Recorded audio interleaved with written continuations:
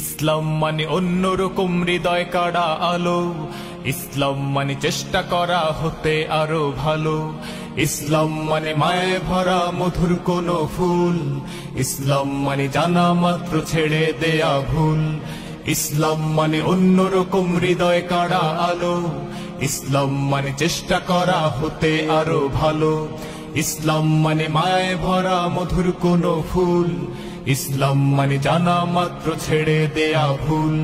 চারিদিকে শুনছি শুধু একটাই স্লোগান, ইসলাম ছিল ইসলাম আছে থাকবেই ইসলাম। আমার ভাইরা, বিশ্বনবীর বয়স তখন প্রায় 51 বছর। কত বছর? বিশ্বনবীর সবচেয়ে কাছের মানুষ খাদিজা রাদিয়াল্লাহু তাআলা আনহা ইন্তেকাল করেছেন। বিশ্বনবী বড্ড কষ্ট পেলেন, হৃদয়টা ভেঙে খান খান। যিনি ঘরের ভেতরে বিশ্বনবীকে সান্ত্বনা দিতেন, ভালোবাসা দিতেন, বাইরে গেলে কুরাইশরা বকাঝকা করে, অত্যাচার করে, কিন্তু আম্মা জান খাদিজা রাদিয়াল্লাহু তাআলা আনহা ঘরটারে এমন শান্তির নীড় বানায় রেখেছেন, এই ঘরের ভিতরে ঢুকলে বিশ্বনবীর কলিজাটা ঠান্ডা হয়ে যেত। এজন্য রব্বুল আলামিন বলেন, খাদিজা, ও আমার বান্দি খাদিজা, জান্নাতে এমন স্পেশাল একটা ঘর আমি তোমার জন্য রেডি করে রেখেছি। ওই ঘরের মধ্যে কোনো আওয়াজ নাই, ওই ঘরের মধ্যে কোনো নয়েজ নাই, ওই ঘরে কোনো বিশৃঙ্খলা নাই। কারণ মক্কার জমিনে আমার নবী কুরাইশদের বিশৃঙ্খলা, নয়েজ আর ঝামেলাগুলোকে উপেক্ষা করে যখন তোমার ঘরের ভিতরে ঢুকতো, ঘরটারে তুমি শান্তির নীড়, ঠান্ডা, নীরব, নিস্তব্ধ, নিঝুম আর শান্তির নীড় বানিয়ে রেখেছো। এজন্য জান্নাতে স্পেশাল একটা শান্তির নীড় আমি তোমারে উপহার দেব। ওই প্রিয়তমা স্ত্রী খাদিজা ইন্তেকাল করলেন, বিশ্বনবীর হৃদয় ভেঙে খান খান। আবার ওনার চাচা আবু তালেব ইন্তেকাল করলেন, যিনি পলিটিক্যাল শেল্টার দিতেন নবীকে। কে দিতেন? আবু তালেবের ভয়ে, বিশ্বনবীর এই চাচার ভয়ে কোন মুশরিক নবীর গায়ে হাত দেওয়ার সাহস পায় নাই। এখন স্ত্রীও নাই, চাচাও নাই, নবীকে আশ্রয় দেওয়ার কেউ নাই, নবীর চারদিকে অন্ধকার। নবী এখন কই যাবেন? আমার পেয়ারা নবী নতুন স্টেশন খুঁজতেছেন, নতুন দাওয়াতি প্ল্যাটফর্ম খুঁজতেছেন। তিনি যায়েদ বিন হারেসা রাদিয়াল্লাহু তাআলা আনহুকে নিয়ে মক্কার পাশের একটা নেইবরিং সিটি তায়েফে চলে গেলেন। কোথায় চলে গেলেন? লালমনিরহাটের ভাইয়ের আওয়াজ করে বলেন, কোথায় গেলেন? তায়েফে চলে গেলেন দিনের দাওয়াত দেওয়ার জন্য। কি দেওয়ার জন্য? নাকি জমি কিনতে গেছিলেন? জমি কিনতে, দুনিয়ার যশ খ্যাতির জন্য, নিজের কোনো লাভের জন্য? তায়েফবাসীদেরকে জাহান্নামের আগুন থেকে বাঁচানোর জন্য। আওয়াজ করে বলতে হবে, ঠিক কি না? বিশ্বনবী বিশাল মরুপথ, পাহাড়ি পথ পাড়ি দিয়ে তায়েফের মরুজমিনে গেলেন কোরআনের দাওয়াত নিয়ে, ঈমানের দাওয়াত নিয়ে। কিন্তু তায়েফের লোকেরা বিশ্বনবীর দাওয়াতকে শুধু প্রত্যাখ্যান করেই থামে নাই, তারা বিশ্বনবীর সাথে অত্যন্ত খারাপ আচরণ করেছে। বিশ্বনবীকে শারীরিকভাবে হেনস্থা করেছে, আমার নবীকে শারীরিকভাবে অত্যাচার করেছে, আমার পেয়ারা নবীর গায়ে পাথর মেরেছে, বিশ্বনবীর গা বেয়ে ঝরঝর করে রক্ত ঝরেছে, নবী জামিনের মধ্যে লুটিয়ে পড়েছেন, আবার মেরেছে, আবার নবী হাঁটতে শুরু করলেন, পেছন থেকে আবার মেরেছে, আবার নবী রক্তাক্ত হয়ে জামিনের মধ্যে লুটিয়ে পড়লেন, আবার মেরেছে। বিশ্বনবীর মতো এত সুশ্রী মানব, বিশ্বনবীর মতো এত শুভ্র মানব, বিশ্বনবীর মতো এমন চমৎকার দেহাবয়ব দিয়ে রব্বুল আলামিন কাউকে বানান নাই। এরকম চমৎকার মানুষটাকে তারা তায়েফের ওই জমিনে রক্তাক্ত করেছে। বিশ্বনবী দুনিয়ার কোনো স্বার্থের জন্য সেখানে যান নাই, নিজের কোনো লাভের জন্য, প্রাপ্তির জন্য যান নাই, তায়েফবাসীদের জাহান্নামের আগুন থেকে বাঁচাতে গিয়েছেন। ঠিক কিনা বলেন?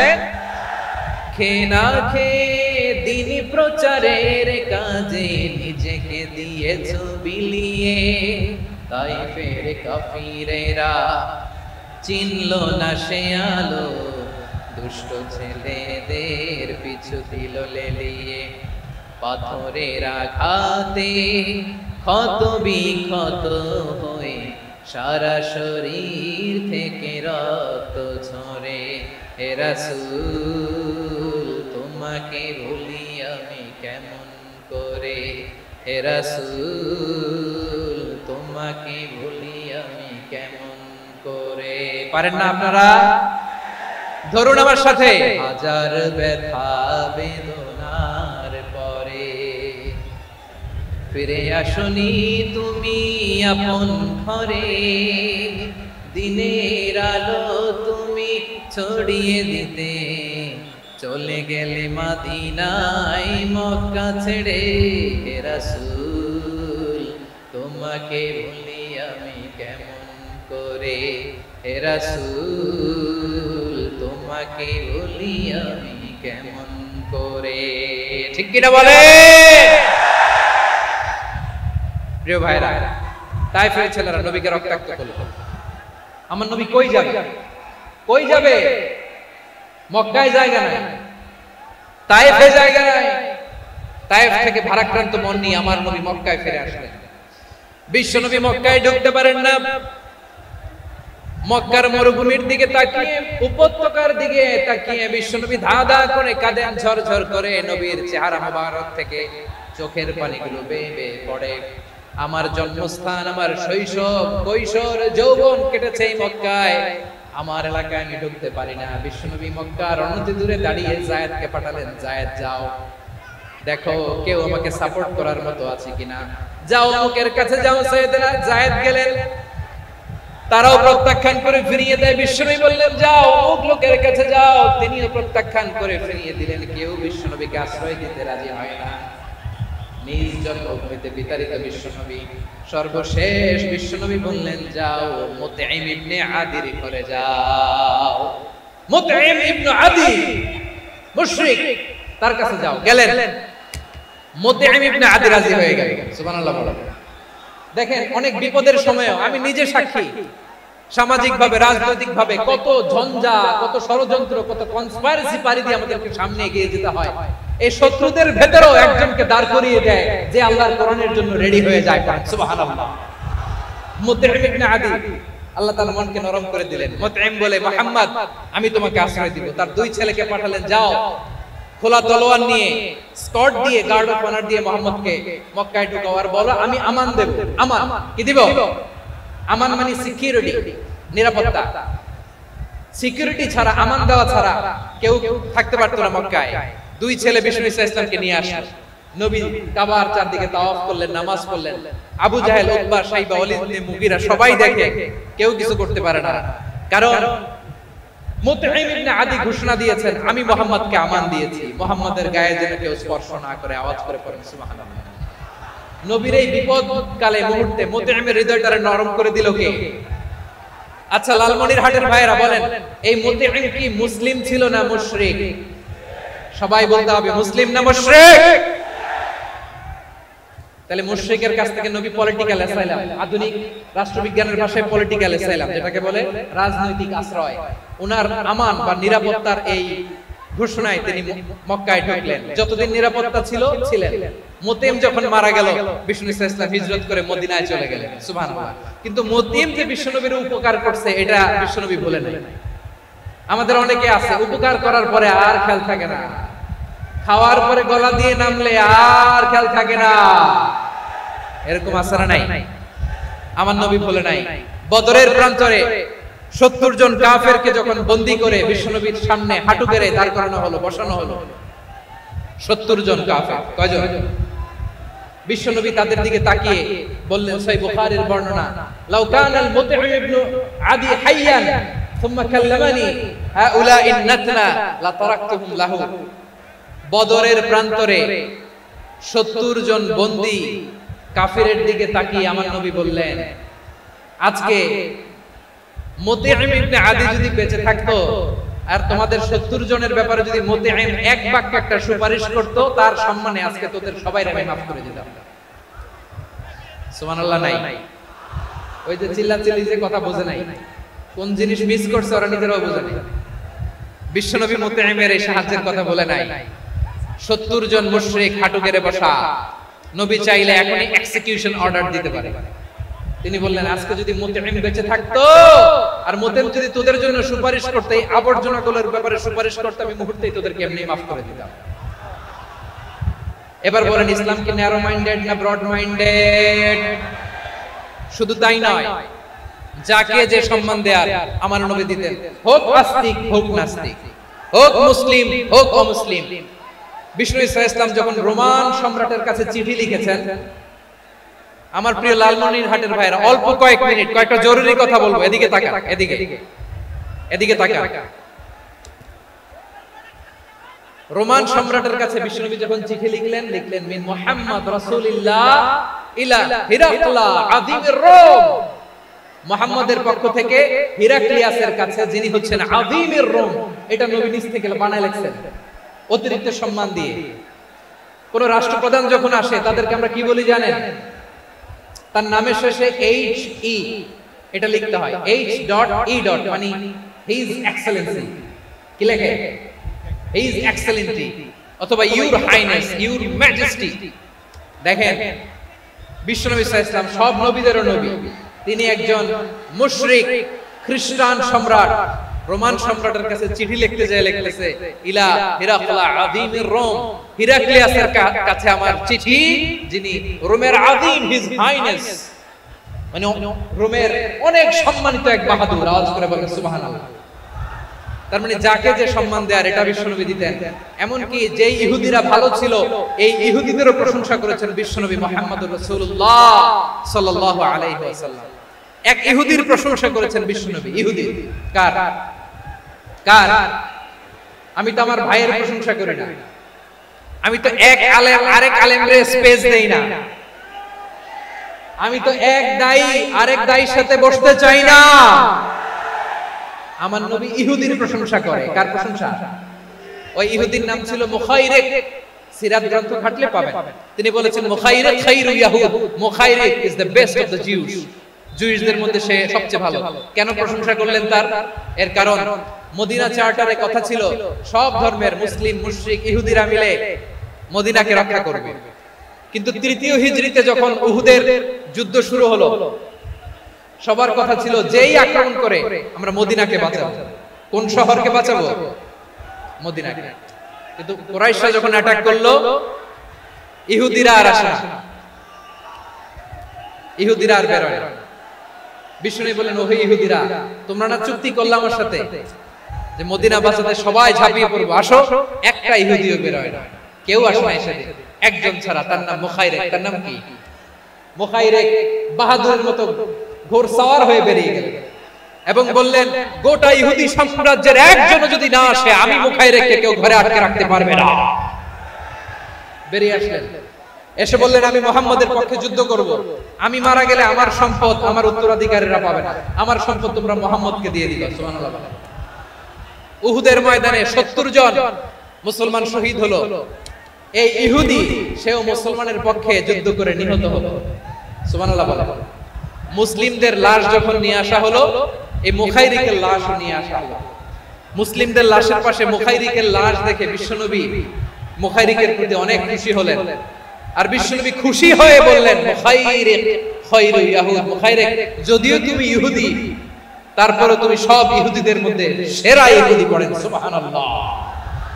আমার নবী ইহুদিকেও সম্মান দিতে কার্পণ্য করে নাই। আওয়াজ করে বলেন আল্লাহু আকবার। প্রিয় ভাইরা, এবার সর্বশেষ আওয়াজ করে বলেন, ইসলাম কি ন্যারো মাইন্ডেড নাকি ব্রড মাইন্ডেড? সবাই বলেন, ন্যারো মাইন্ডেড না ব্রড মাইন্ডেড? এজন্য অমুসলিম হইলেই তারা আমাদের শত্রু নয়। শত্রু কারা? এই লালমনিরহাটের ভাইরা শুনেন, শত্রু কারা? যে সমস্ত অমুসলিম আমাদেরকে নিশ্চিহ্ন করে দিতে চায়, যে সমস্ত অমুসলিম আমাদের ভূখণ্ড থেকে আমাদেরকে তাড়িয়ে দিতে চায়, যে সমস্ত অমুসলিম আমার ধর্ম নিয়ে তুচ্ছ-তাচ্ছিল্য করে চিল্লায় বলেন ঠিক কিনা, তারা আমাদের শত্রু। সাধারণ অমুসলিমরা আমার শত্রু নয়। এই যে হিন্দুরা থাকে, এরা আমার ভাই, বৌদ্ধরা আমার ভাই, খ্রিস্টানরা আমার ভাই, ইহুদিরা আমার ভাই। তারা দ্বীনি ভাই নয়, তারা মায়ের পেটের ভাই নয়, তারা মানবিক দিক থেকে ভাই। ও মানুষ, আমিও মানুষ। ইসলাম মানুষকে সম্মান করে, চিল্লায় বলো ঠিক কিনা।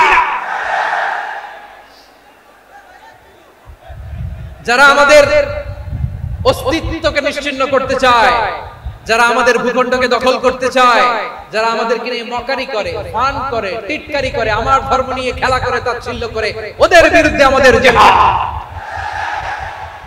সাধারণ মুসলিম আমাদের শত্রু নয়। আপনি জানেন নিউ ইয়র্কে, আমি তো নিউ ইয়র্কে ছিলাম অনেকদিন, ওখানে ফিলিস্তিনিদের পক্ষে যখন আমরা মিছিল করেছি, অনেক ইহুদি আমাদের সাথে মিছিলে দাঁড়িয়ে আছে। কারণ ওরাও জানে এই ভূখণ্ড ফিলিস্তিনিদের ভূখণ্ড। আওয়াজ করে বলো লালমনিরহাট ঠিক কিনা? ইসরায়েলের রাজধানী খোদ তেল আবিবে অনেক ইহুদিরা বেঞ্জামিন নেতানিয়াহু তার বিরুদ্ধে মিছিল করেছে। তো তারা কি আমাদের শত্রু? না।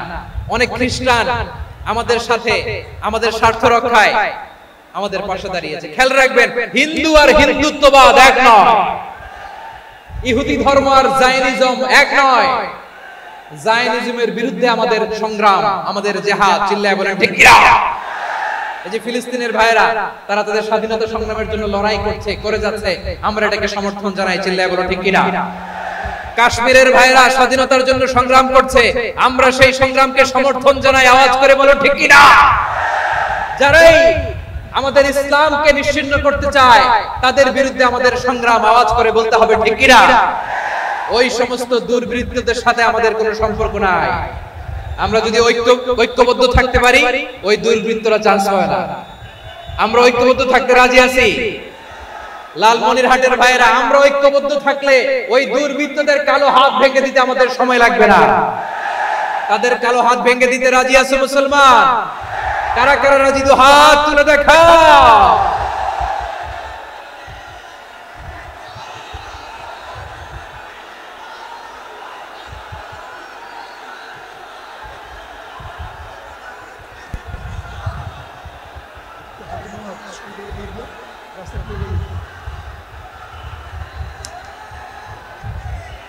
আমার প্রাণ প্রিয় লালমনিরহাটের ভাইরা, শত্রু কাফের আর অশত্রু কাফেরের মধ্যে পার্থক্য আছে না নাই?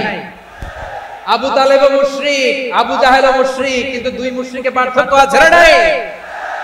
আবু তালেব নবীর চাচা, মুশরিক, মারা গিয়েছে মুশরিক অবস্থায়, কিন্তু আজীবন আমার নবীকে আগলে রেখেছে, আমার নবীকে সাপোর্ট করেছে, ভালোবেসেছে। আবু জাহেল মুশরিক, মারা গিয়েছে মুশরিক হিসেবে, আজীবন আমার নবীর বিরুদ্ধাচরণ করেছে। আবু জাহেলের শক্তি, সামর্থ্য, স্ট্র্যাটেজি, প্ল্যান সব আমার নবীর বিরুদ্ধে ছিল। আবু জাহেলের কারণে একটা দিন শান্তিতে আমার নবী মক্কায় ঘুমাতে পারে না। চিল্লায় বলেন ঠিক কিনা? এজন্য রব্বুল আলামিন বলেন, লা ইয়ানহাকুমুল্লাহু আনিল্লাযীনা লাম ইউকাতিলুকুম ফিদ-দীন ওয়া লাম ইউখরিজুকুম মিন দিয়ারিকুম আন তাবাররুহুম ওয়া তুকসিতু ইলাইহিম ইন্নাল্লাহা ইউহিব্বুল মুকসিতিন।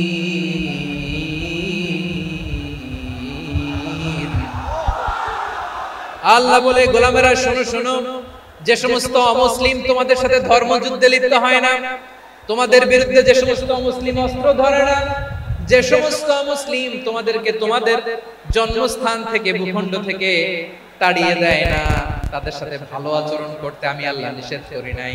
তাদের সাথে সদাচরণে কোনো নিষেধাজ্ঞা নাই, বরং তাদের সাথে সদাচরণ করো, এটাই আমি আল্লাহ চাই। তাহলে আমার যে অমুসলিমরা আমাদের সাথে শত্রুতা করে না, তুচ্ছ-তাচ্ছিল্য করে না, আমাদের ভূমি থেকে আমাদেরকে উচ্ছেদ করতে চায় না, আমাদের বিরুদ্ধে অস্ত্র ধরে না, ওই অমুসলিম ভাইদের সাথে আমাদের কোনো দ্বন্দ্ব আছে? কোনো বিরোধ আছে? বরং আছে ভালোবাসা। বরং আছে কি? এই ভালোবাসা দিয়ে আমরা বিশ্ব জয় করব। রাজি আছি মুসলমান? আমাদের পুঁজি ভালোবাসা। আমাদের পুঁজি কি? এবার আওয়াজ করে বলেন, আমার এই পুরো আলোচনা থেকে the religious coexistence, peaceful coexistence, শান্তিপূর্ণ সহাবস্থা, communal harmony, এই সাম্প্রদায়িক সম্প্রীতি, এই আলোচনা থেকে কি বুঝলেন? ইসলাম কি ন্যারো মাইন্ডেড না ব্রড মাইন্ডেড? এই ব্রড মাইন্ডেড হৃদয় নিয়ে, ভালোবাসা দিয়ে আমরা বিশ্ব জয় করতে চাই। রাজি আছেন? আল্লাহ কবুল করুক। আমরা সবাই পড়ি আমিন। লালমনিরহাটের জেলা স্টেডিয়ামে আমার প্রিয় মায়েরা, বোনেরা, আপনাদের জন্য একটা হাদিস বলে শেষ করব। বিশ্বনবী বলেন, আমার মায়েরা খেয়াল করে শুনুন, বিশ্বনবী আপনাদের উদ্দেশ্য করে বলেন, আল মারআতু ইযা সাল্লাত খামসাহা ওয়া সামাত শাহরাহা হাফিজাত ফুরুজাহা আতাআত বা'লাহা ফালতাদখুল মিন আইয়ি আবওয়াবিল জান্নাতি শাআত। বিশ্বনবী বলেন, ও রমণীরা, ও নারীরা, যে সমস্ত নারী এই চারটা কাজ করবে, এই চারটা কাজের গ্যারান্টি দিবে, তাদেরকে জান্নাতের 8টা দরজার গ্যারান্টি দেয়া হবে। কি চারটা কাজ? এক নাম্বার, আল মারআতু ইযা সাল্লাত খামসাহা, যে নারী 5 ওয়াক্ত নামাজ পড়ে। কি করে? জেলা স্টেডিয়ামে অবস্থানরত আমার নারীরা, বোনেরা, বিশ্বনবী আপনাদেরকে চারটা কাজের কথা বলেছেন, খুব বেশি না, চারটা করলে 8 জান্নাতের দরজা সব খোলা, কোনটা দিয়ে যাবে? যেটা দিয়ে মনে চায়। 1 নাম্বার 5 ওয়াক্ত নামাজ। আমার বোনেরা যোহরের নামাজ পড়তে পড়তে এটা আসরে নিয়ে যায়, আসর পড়তে পড়তে এটা মাগরিবে নিয়ে যায়, এরকম আসরে নাই? লালমনিরহাটে হয়তো নাই। আমার বোনেরা এটা করবেন না। ইন্নাস সালাতা কানাত আলাল মুমিনিনা কিতাবাম মাওকুতা, সময় মতো পড়বেন। সামাত শাহরা, রমাদানের রোজাগুলো রাখবেন। হাফিজাত ফুরুজাহা, যে নারী তার চরিত্রকে হেফাজত করে, তার প্রাইভেট হেফাজত করে, তার লজ্জাস্থান হেফাজত করে। ও মায়েরা, আপনার এই গর্ভ যে কত দামি আপনি জানেন না। আপনার এই গর্ভ থেকে জন্মাবে আগামী সালাহুদ্দিন আল আইয়ুবী।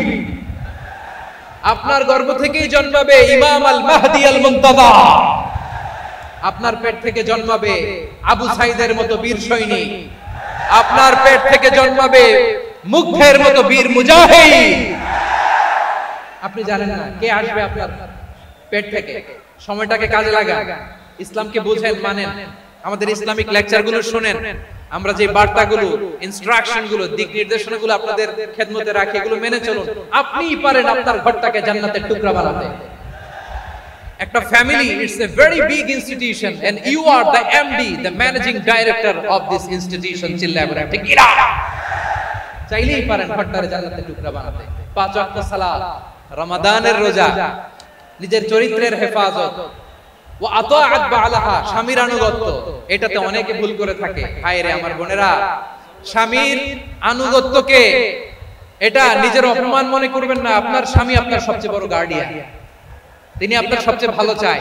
নারী কখনো গার্ডিয়ানশিপের বাইরে থাকতে পারে না। হয় আপনি বাবার গার্ডিয়ানশিপের ভেতরে, বাপ না থাকলে ভাই আপনার গার্ডিয়ান, ভাই না থাকলে চাচা গার্ডিয়ান, বিয়ের পরে আপনার স্বামী আপনার গার্ডিয়ান। শরিয়া সম্মত স্বামীর আদেশগুলো আপনি মেনে চলবেন, কিন্তু শরিয়া বিরুদ্ধ কোন আদেশ মানতে আপনি বাধ্য নয়। আওয়াজ করে বলুন সবাই ঠিক কি না? এই 4টা কাজ যদি কোন নারী করে, বিষ্ণুই বলেন জান্নাতের 8টা জান্নাতের 8টা দরজা খোলা, তোমার যেটা দিয়ে মনে চায় সেটা দিয়ে জান্নাতে তুমি এন্ট্রি নিতে পারবা। আমরা এখানে লালমনিরহাটের সোহরাওয়ার্দী ময়দানে আজকে যেমন একত্রিত হতে পারলাম, আল্লাহর জান্নাতেও যেন একত্রিত হতে পারে। আল্লাহ তুমি তৌফিক দান করো। আল্লাহ আমার এই কলিজার টুকরা যুবক ভাইদেরকে তুমি ওমরে ফারুকের মতো কবুল করো। জেলা স্টেডিয়ামে অবস্থানরত আমার মা বোনদেরকে তুমি ফাতেমার মতো, খাদিজার মতো কবুল করো। আমাদের কলিজার টুকরা সন্তানদেরকে তুমি সালাউদ্দিন আল আইয়ুবীর মতো কবুল করো। এই যে ইসলামিক সোসাইটি লালমনিরহাটকে আল্লাহ তুমি কবুল করো। আল্লাহ যে কথাগুলো বললাম এগুলো প্রথমে আমাকে, আমার সব ভাইদেরকে আমল করার তৌফিক দান করো। রব্বানা ظلمنا أنفسنا وإن لم تغفر لنا وترحمنا لنكونن من الخاسرين ربنا آتنا في الدنيا حسنة وفي الآخرة حسنة وقنا عذاب النار রব্বুল আলামিন আরশের মালিক, লক্ষ লক্ষ তাওহীদি জনতা দুনিয়ার কোনো কিছুর আশায় নয়, দুনিয়ার কোনো কিছুর জন্য নয়, তোমার কোরআনের প্রেমে, ইসলামের প্রেমে হাজির হয়েছে। আল্লাহ আমার ভাইদেরকে কবুল আর মঞ্জুর করে দাও। ইসলামের জন্য এই গণজোয়ার, এই উচ্ছ্বাস, এই এনার্জি শক্তিগুলোকে আগামীর ইসলামের জন্য কবুল আর মঞ্জুর করে নাও।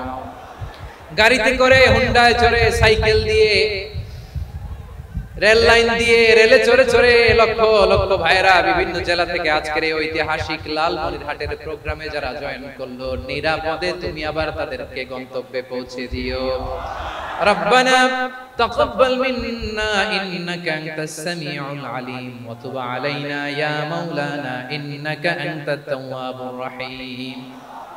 সুবহান রাব্বিকা রাব্বিল ইজ্জাতি আম্মা ইয়াসিফুন ওয়া সালামুন আলাল মুরসালিন والحمد لله رب العالمين وجعل آخر كلامنا عند الموت لا إله